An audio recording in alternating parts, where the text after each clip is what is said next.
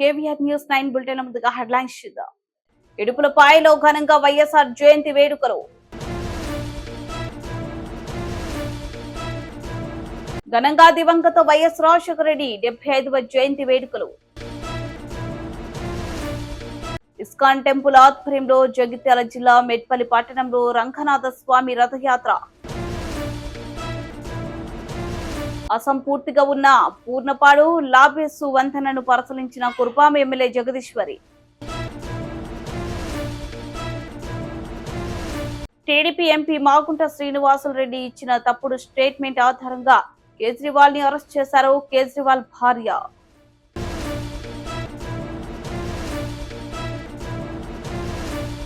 YS Rajasekhara Reddy జయంతి సందర్భంగా వైకాపా అధ్యక్షుడు జగన్ పులివెందుల నుంచి ఇడుపాయలకు చేరుకున్నారు. వైఎస్ఆర్ ఘట్ వద్ద నివాళి అర్పించారు. తల్లి విజయమ్మ, సతీమణి భారతి ఆయన వెంట ఉన్నారు. వైకాపా మాజీ ఎమ్మెల్యేలు, ఎంపీలు వైఎస్ఆర్ ఘట్ వద్ద నివాళి అర్పించారు.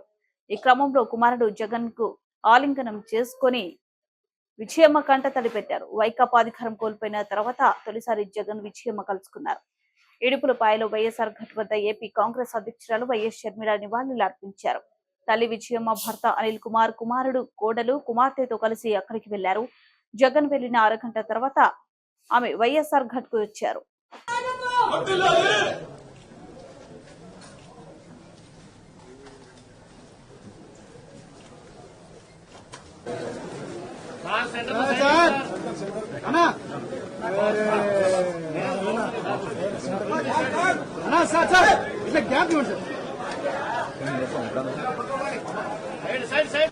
సెల్లులు తిండియా ముందరా సెల్లులు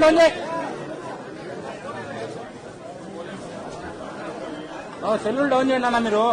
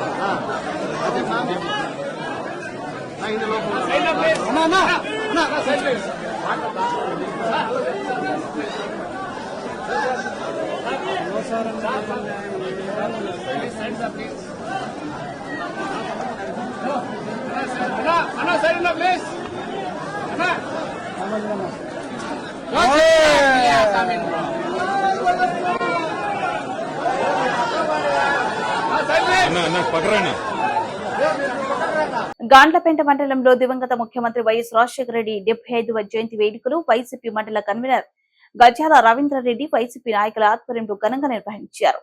స్థానిక ఆర్టీసీ బస్టాండ్ ఆవరణంలో వైఎస్ఆర్ విగ్రహానికి పూలమాలలు వేసి నివాళులు అర్పించారు. అలాగే కేక్ కట్ చేసి ఒకరినొకరు తినిపించుకుని సంబరాలు జరుపుకున్నారు. ఈ సందర్భంగా వారు మాట్లాడుతూ మరపురాని మహానేత దివంగత ముఖ్యమంత్రి వైఎస్ రాజశేఖర రెడ్డి అని స్పష్టం చేశారు. వైఎస్ రాజశేఖర రెడ్డి ముఖ్యమంత్రిగా ప్రవేశపెట్టిన సంక్షేమ పథకాలు పేదల గుండెల్లో చిరస్మరణీయంగా నిలిచిపోయాయని వారు తెలిపారు. ఈ కార్యక్రమంలో వైసీపీ నాయకులు, బీసీ రాష్ట్ర కార్యదర్శి నరసింహగౌడ్, మండల కన్వీనర్ గజ్జల రవీంద్రారెడ్డి, జిల్లా మైనార్టీ కార్యదర్శి బహుద్దీన్, జిల్లా పరిషత్ కోఆప్షన్ సభ్యుడు ఎంపీపీ జగన్, వైఎస్ఆర్ పార్టీ నాయకులు, అభిమానులు పాల్గొన్నారు.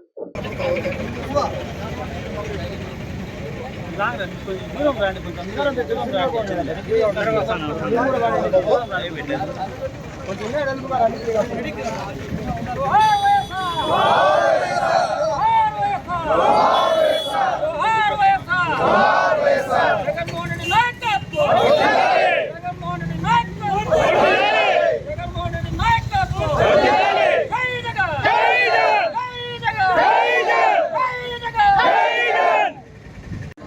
రాజశేఖర రెడ్డి గారి 75వ ఈరోజు డాక్టర్ వైఎస్ రాజశేఖర రెడ్డి గారు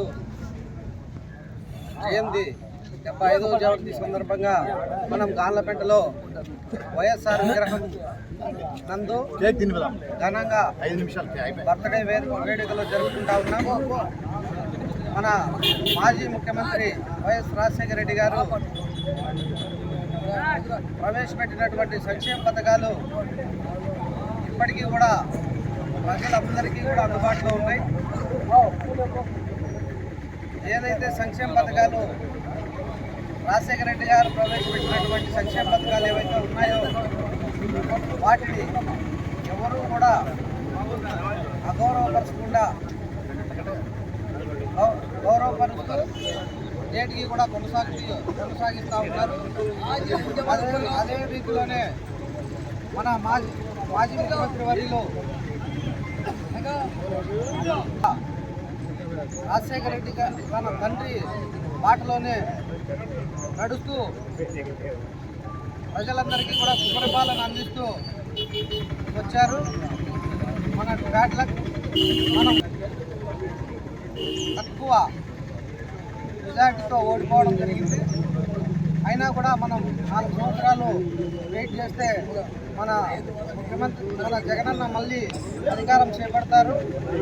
కాబట్టి ఇదే విధంగా ఇదే రీతిలో మనమందరం కూడా ఇలాగే కొనసాగాలని కోరుకుంటూ సెలవు తీసుకుంటాం. అదేవిధంగా అధికారం మనం కోల్పోయి ఉండొచ్చు, మనం అధికారం అయితే ప్రజెంట్ కోల్పోయి ఉండొచ్చు, కానీ అధికారం కోల్పోయామంటే సింగిల్గా పోటీ చేసి మనం మొగలుగా నిలబడినాం. కానీ వాళ్ళ అధికారం చేపట్టాలంటే ఒక కాలు ఒక చెయ్యి మధ్యలో చూపెట్టుకున్నాడు చంద్రబాబు నాయుడు, అందుకు వాళ్ళకి అధికారం వచ్చింది. అయితే మనకు ఓట్ల శాతం మాత్రం 40% ఓట్లు మనకు వచ్చాయి. మనం బలంగానే ఉన్నాం.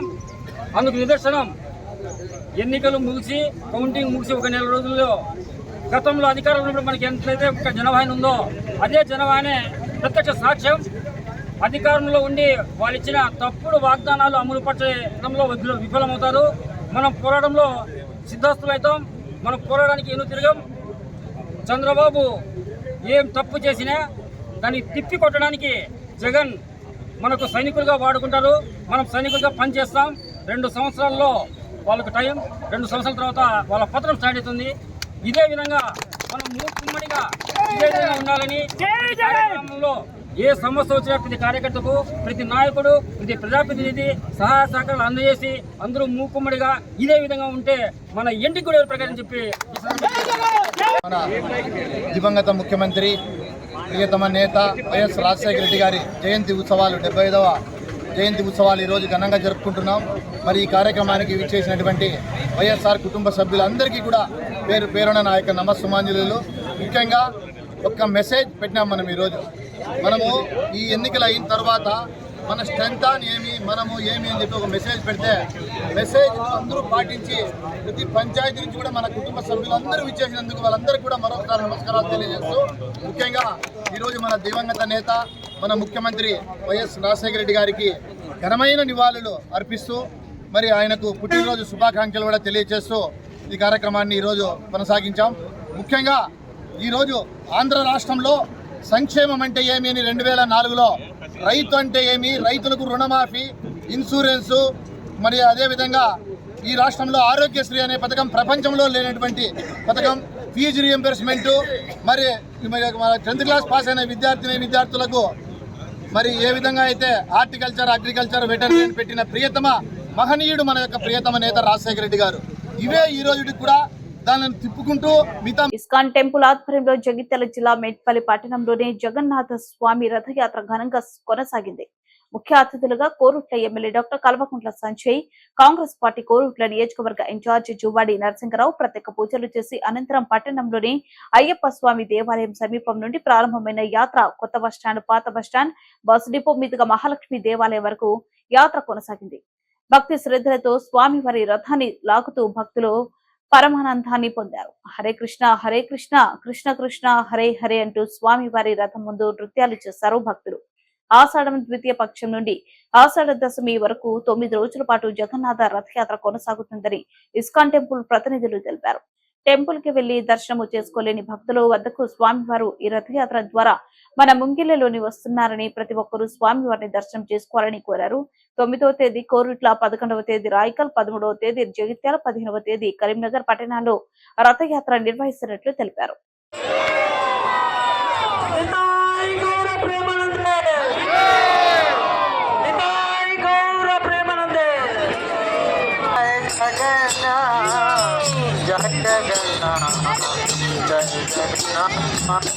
जय जगन्नाथ जय जगन्नाथ जय बलदेव जय सुभद्रा जय बलदेव जय सुभद्रा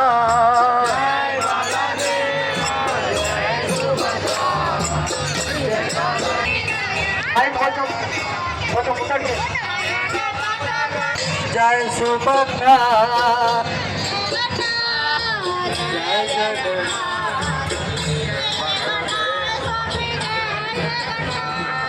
जय जगन्नाथ जय जगन्नाथ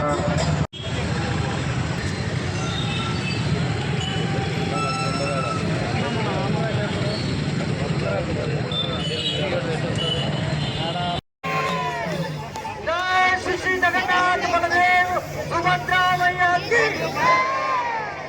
जगन्नाथ रथ यात्रा महामहोत्सव की जगन्नाथ स्वामी की युगधर्म हरिनाम संकीर्तन की हरे कृष्ण कृष्ण कृष्ण हरे हरे हरे राम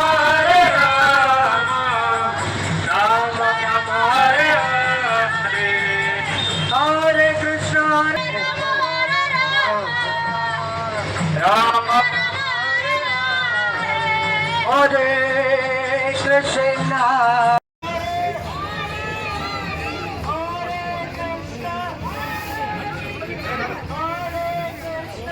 हरे कृष्ण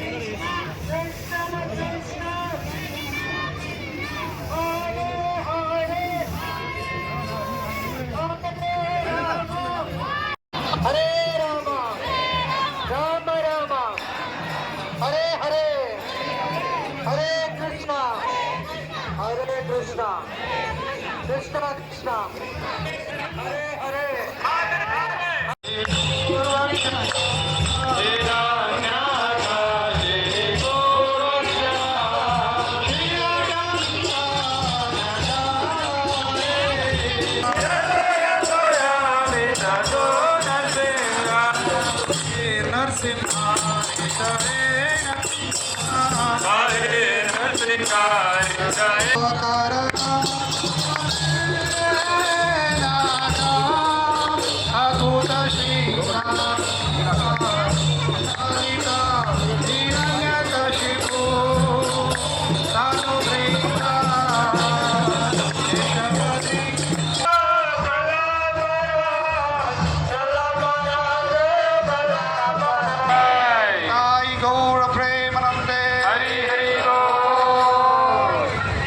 అయితే ఇప్పుడు రథం లాగేటప్పుడు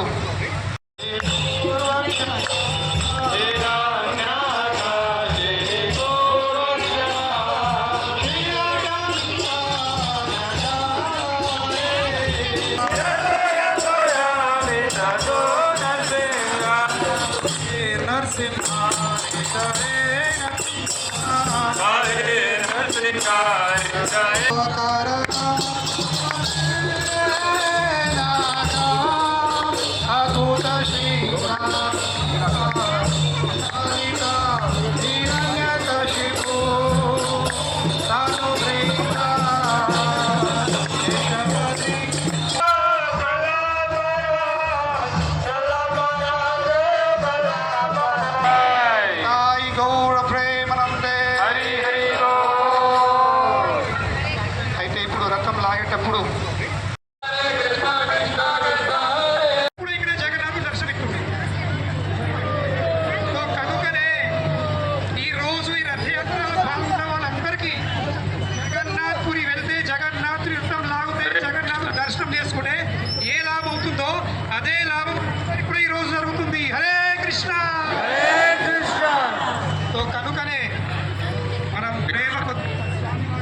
ఆశీస్సులను తన యొక్క నామ కీర్తన ద్వారా మనం పొందవచ్చు.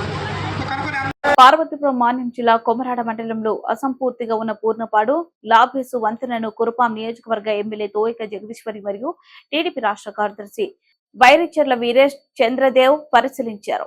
ఈ సందర్భంగా ఆమె మాట్లాడుతూ కొమరాడ మండలంలో మొత్తం 31 గ్రామ పంచాయతీలు ఉంటాయని, వాటిలో 22 పంచాయతీలు నాగవలి నదికి యువతల వైపు, మరో 9 పంచాయతీలు నదికి అవతల వైపు ఉంటాయన్నారు. అయితే 1996లో జరిగిన నాటు పడవ ప్రమాదంలో 32 మంది గిరిజనులు నాగవలి నదిలో మునిగిపోయి ప్రాణాలు కోల్పోయారని, అప్పట్లో మంత్రిగా ఉన్న దేవేందర్ గౌడ్ నాగవల్లి నదిపై వంతెన నిర్మాణానికి ప్రతిపాదించారని, 2006లో సిపిఎం తరపున ఎమ్మెల్యేగా ఉన్న కోలక లక్ష్మణమూర్తి హయాంలో 3.50 కోట్ల అంచనాతో పూర్ణపాడు లాభేసు వంతెన పనులన్నీ ప్రారంభించారు. కానీ కొన్ని కారణాల వల్ల 14 ఏళ్లు గడిచిన వంతెన మాత్రం పూర్తి కాలేదన్నారు. ఇంక్రీజ్ అవుతుంది కానీ తగ్గదు కదా. అంతే కదా. అది చేసి మళ్ళీ అరకోట యాడ్ చేయించి ఇదే మనకి మెయిన్. దీనివల్ల ఆవిడ పోయిందమ్మా. మనం ఇచ్చిన 757 వాళ్ళకి ఇవ్వాల్సింది.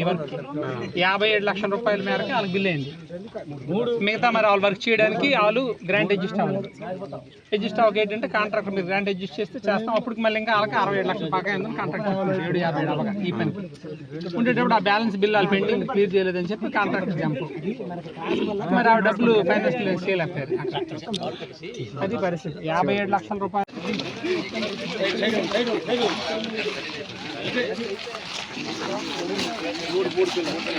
కాదు సార్. అది 2007లో మళ్ళీ మన గవర్నమెంట్ వచ్చిన తర్వాత 2014లో మొత్తం 9.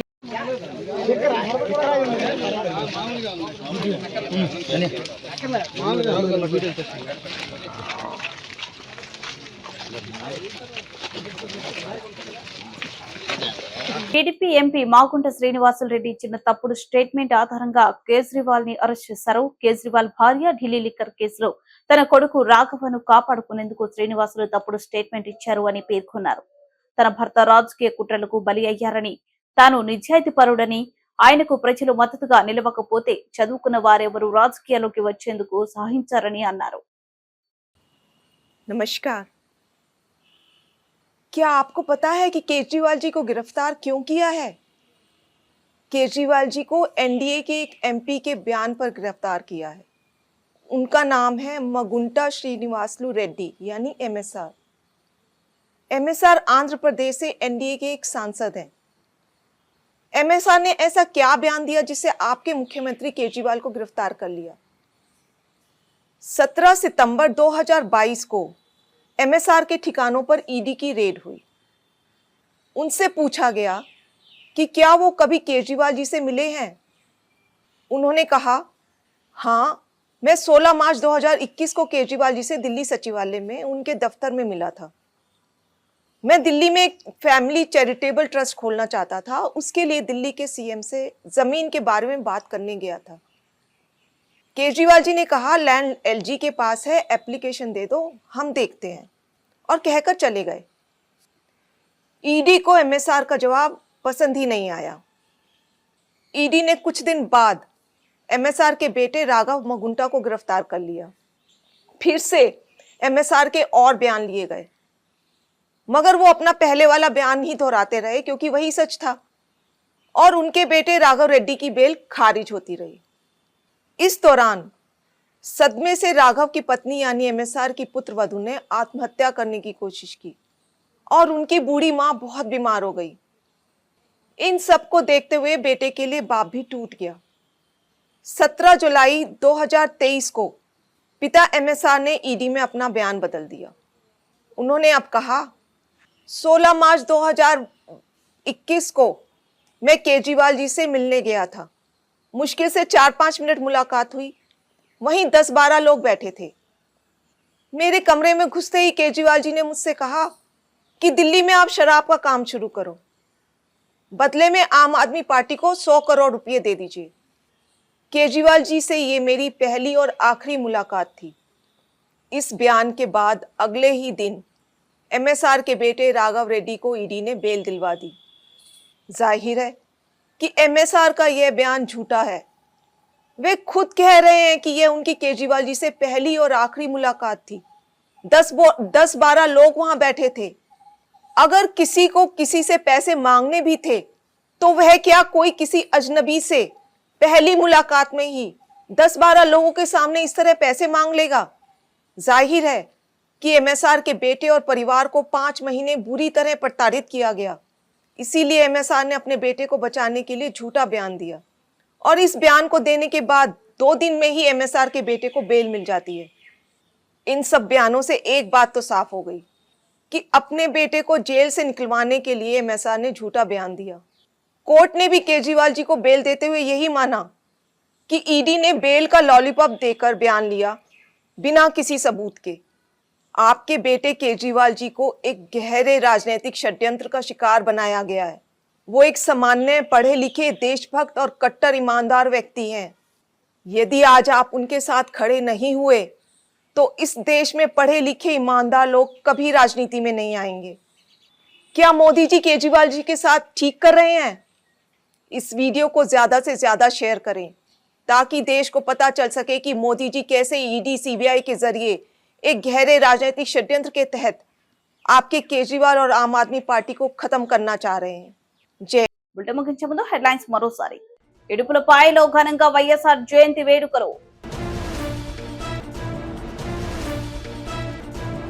ఘనంగా దివంగత వైఎస్ రాజశేఖర రెడ్డి 75వ జయంతి వేడుకలు. ఇస్కాన్ టెంపుల్ ఆధ్వర్యంలో జగిత్యాల జిల్లా మెట్పల్లి పట్టణంలో రంగనాథ స్వామి రథయాత్ర. అసంపూర్తిగా ఉన్న పూర్ణపాడు లాబేసు వంతెనను పరిశీలించిన Kurupam MLA Jagadeeswari. TDP MP Magunta Srinivasulu Reddy ఇచ్చిన తప్పుడు స్టేట్మెంట్ ఆధారంగా కేజ్రీవాల్ ని అరెస్ట్ చేశారు కేజ్రీవాల్ భార్య.